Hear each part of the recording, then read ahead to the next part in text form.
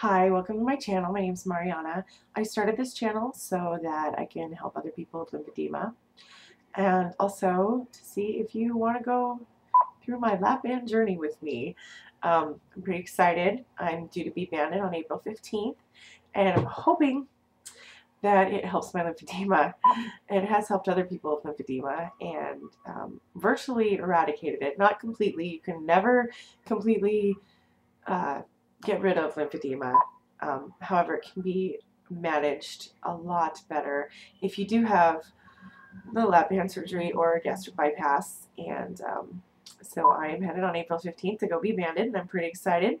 But until then, um, I wanted to talk about lymphedema and ways possibly to manage your lymphedema or make the ride a little easier.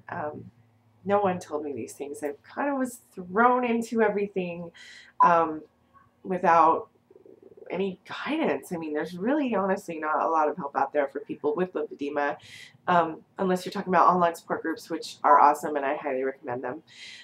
So today I just wanted to talk a little bit about lymphedema and maybe some tips and tricks. I don't know, we'll see what happens. So basically what I wanted to start with is I have lower leg lymphedema, and I'm not speaking of any other kind of lymphedema. I don't know about arms. I don't know about that. I'm only speaking from my experience with my lower leg lymphedema and the trials and tribulations that I've had to go through. So basically what I want to start with is lymphedema gives you a very high risk of infections like cellulitis, which can be deadly. So it's really important that you really practice really excellent skincare. Keep your lymphatic limb or limbs dry, but moisturized. Very moisturized. In fact, moisture is a huge issue for people with lymphedema because the skin stretches and there are cellular changes in the skin, and so it cracks.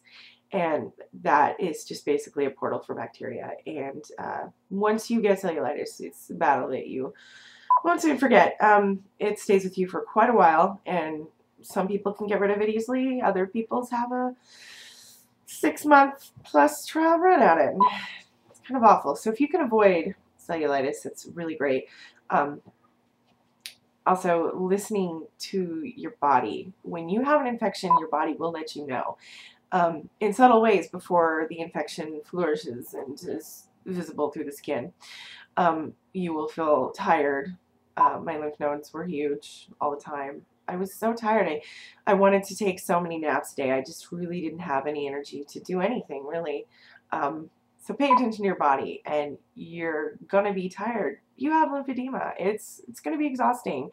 Don't feel bad if you can't get to the dishes or if you can't get around to do all the things that you could do in your pre-lymphedema life, because you just basically won't be able to do those things. And it's a sad but harsh reality. Lymphedema, you know, it makes you tired.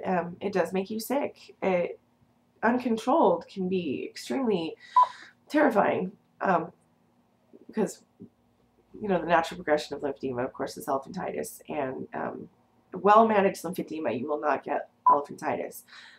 The problem is that by the time we realize we have lymphedema and there's a doctor that actually sees, oh, that's lymphedema, sometimes we've already developed elephantitis, and that's an unfortunate and harsh reality. So what I do is I do an hour of manual lymphatic drainage every day. I really try hard to stick to this. I do a lot of wrapping, although I have to say in the summertime it's pretty uncomfortable and it sucks.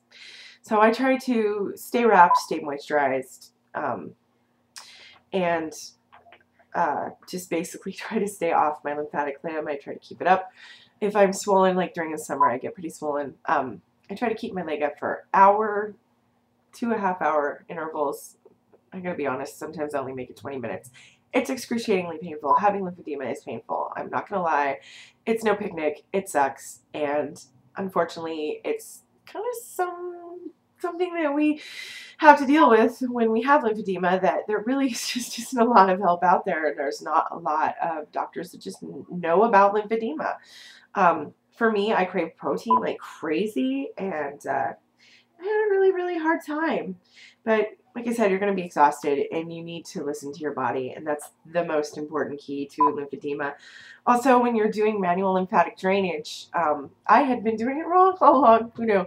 And I saw a lymphedema therapist that told me to drain all the fluid into my belly, which in turn made me look pregnant. And as I already have a weight issue, it was quite terrifying because she said, oh, you have truncal lymphedema, which is really awful to have.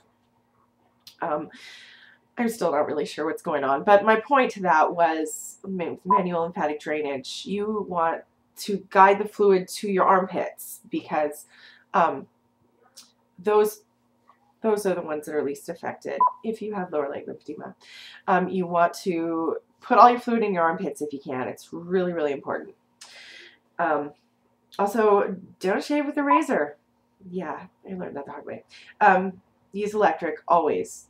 Always, always, always. And be really careful of bug bites on your affected limb because they are really painful and usually they'll turn into an infection if you're not careful. And I was really careful and I still got an infection.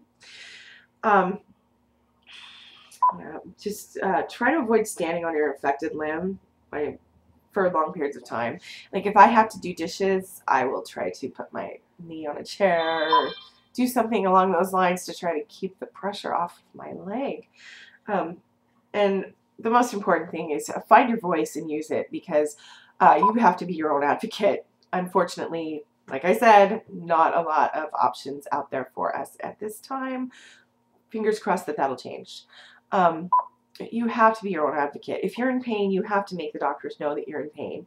If you can't do the things that you could do before, it's probably due to the lymphedema, and as long as you keep up on your treatments every day, your wrapping, your moisturizing, it's still going to suck, but it's going to suck a lot less.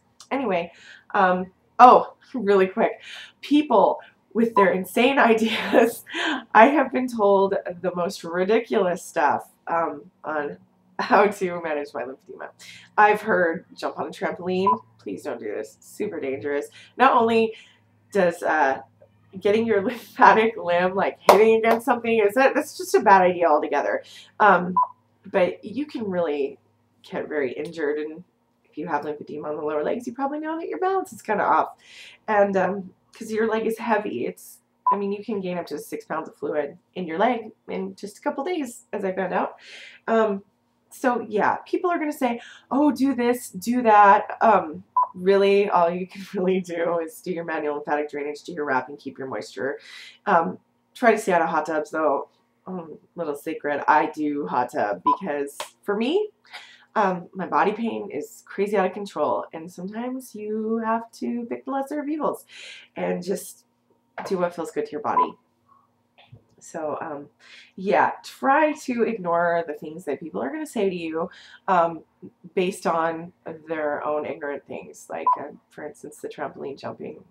I don't think I'll ever get over how hilarious that is. But if you're here and you're watching this, then you know what it's like already. So I really don't have to tell you. But I just thought I would let you know what helped me get through. And hopefully it'll help you too. Anyway, the rest of the videos are probably going to be about just the lap-band surgery and my journey. And I think that I'm pretty excited, and I think that I'm also going to just try to find a way to let people know if this works for my lymphedema, then it's the closest thing we have to a cure, and I really think that that's important and people need to know. Thanks.